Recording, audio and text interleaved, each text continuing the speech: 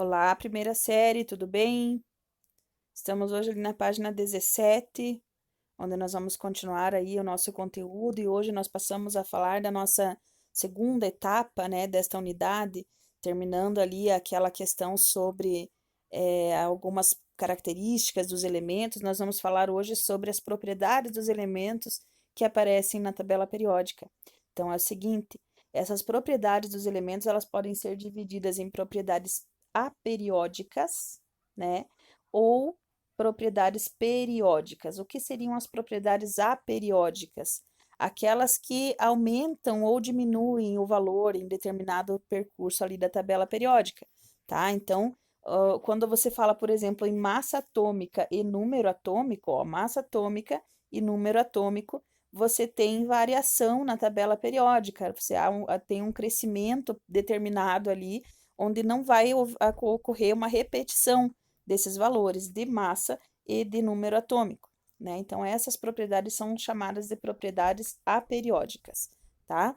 As outras propriedades, aquelas que se repetem em alguns momentos na tabela periódica, elas são chamadas então de propriedades periódicas, aquelas que têm uma repetição em um determinado tempo, ok?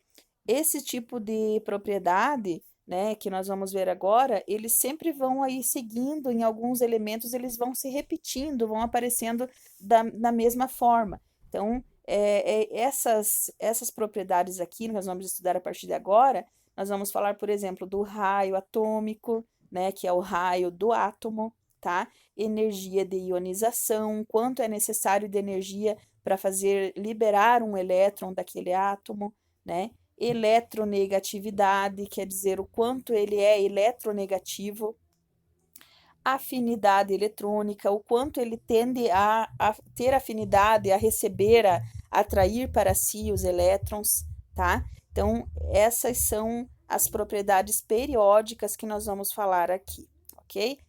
Na sequência aqui, então, primeira propriedade periódica que nós já temos é o raio atômico, tá? O raio atômico, ele é aquele espaço que seria entre o núcleo, né, entre os prótons lá do átomo, até a última camada eletrônica, tá? Então, conforme a quantidade de camadas estiverem aparecendo neste átomo, vai ser maior o raio atômico, né? Então, vamos pegar ali os exemplos que ele aparece, né? O raio de alguns elementos ali da família 16, tá? Quando ele fala ali do oxigênio, por exemplo, ele apresenta duas camadas, ó, são duas camadas, a camada 1 e a camada 2, ou a camada K e a camada L, né? Já o enxofre, ele tem três camadas, ele tem a camada K, a camada L e a camada M, né? Aí o selênio já embaixo, ele tem quatro camadas. Então, nessa sequência aqui, a gente pode observar o crescimento também do raio atômico, né? 60 para o oxigênio, 100 para o enxofre, 115 aqui para o selênio, né? E aí, conforme vocês vão descendo, vão observando que ele vai aumentando o raio atômico conforme aumenta a quantidade de elétrons. Por que que isso acontece? Porque quanto mais elétrons tiver neste átomo, mais ele vai ficar, mais eles vão se afastar do núcleo. Por que que eles vão se afastar do núcleo? Porque o núcleo é positivo, o núcleo tem carga positiva. Então, como os elétrons tendem a se afastar do núcleo, porque os opostos, os elétrons ali ficam mais longe, de acordo com a quantidade de camadas, né? Quanto maior a quantidade, maior, mais longe eles estarão. Se o raio for pequeno, o núcleo consegue atrair esses elétrons, né? Os opostos ali se atraem e os elétrons ficam bem próximos dele. Se for maior, aí vão estar mais espalhados e vão estar mais longe do núcleo, tá? Já vamos ver ali na prática como que ficaria isso aqui, tá? Aqui é a unidade de medida, então, né, sobre o raio atômico, que se chama picômetro, tá aqui na página 18, tá? E aí está mostrando para vocês aqui como que seria esse exemplo de tamanho do raio aqui, do tamanho do átomo, né? Então, tem alguns elementos aqui está mostrando o raio deles, né? O raio do neônio, o raio do flúor, o raio aqui do lítio no início, do berílio, cada um deles apresentando um tamanho e uma figura, né? Claro que representativa, mas só para vocês terem uma ideia de que tamanho seria. Quanto maior o raio do átomo, maior é este átomo que aparece aqui, tá? Esse é o segundo período da tabela, né? E ele tem uma diminuição de raio até chegar lá no neônio, que é o gás nobre lá da família 18, tá? Aqui um itemzinho aqui que está interessante que vocês deem uma olhadinha, né? Que está falando sobre a carga nuclear. Quanto mais prótons tiver nesse átomo, mais ele vai atrair os elétrons para perto de si. Então, menor vai ser o raio, né? Os prótons, como são uma carga positiva, eles vão atrair mais os elétrons, né? Ou fazer a repulsão maior entre os elétrons dos outros átomos, né? Dependendo aí da carga nuclear que esse átomo tiver, ok? Passando ainda aqui na sequência, tem um macetezinho bem interessante aqui para vocês observarem, que é a questão de crescimento do raio atômico, tá? Então, quanto mais abaixo, né, e quanto mais aqui à esquerda, maior é o raio atômico. Então, se você comparar um elemento aqui deste canto da tabela com aqui deste canto, você vai ter esse aqui muito maior, o raio, do que este aqui, ok? Então, essas duas setinhas aqui, quando você for fazer uma prova, um exercício, alguma coisa, você já fixa essa situação aqui, né? Quanto mais para baixo, quanto mais para a esquerda, maior é o raio atômico deste átomo, tá? É só observar onde ele se encontra e você já vai nessa definição.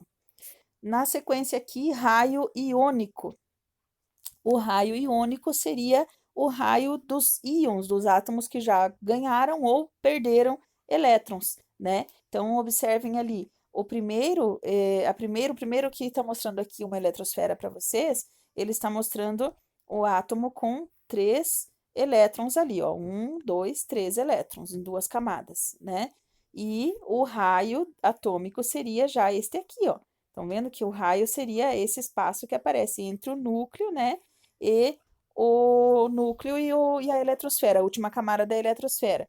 Já este aqui seria um íon, um átomo que perdeu um elétron, e aí, consequentemente, a diminuição do raio atômico aqui, tá? Então, quando é o átomo normal, ele tem um raio maior do que quando é um cátion, certo? Quando ele perdeu um elétron, um cátion, né, na formação do íon positivo, ao perder elétron, a carga nuclear aumenta, ou seja, aquela força do núcleo, ela é aumentada porque você vai ter menos elétrons, então acaba diminuindo o espaço entre esses elétrons e o núcleo, né?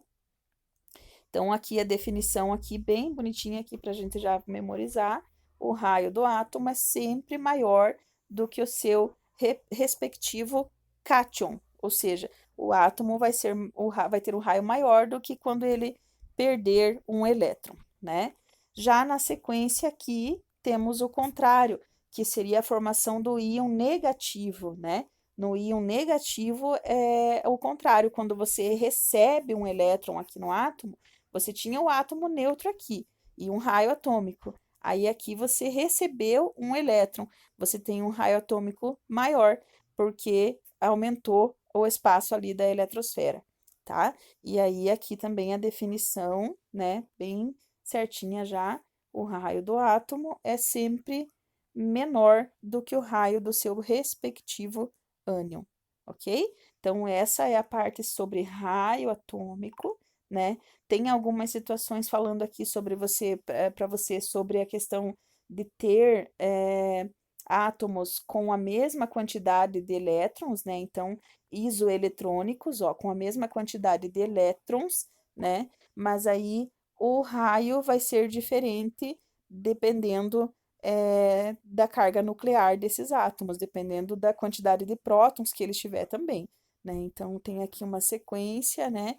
Onde o magnésio tem um raio menor do que o sódio, que é menor do que o flúor, que é menor do que o do oxigênio, tá?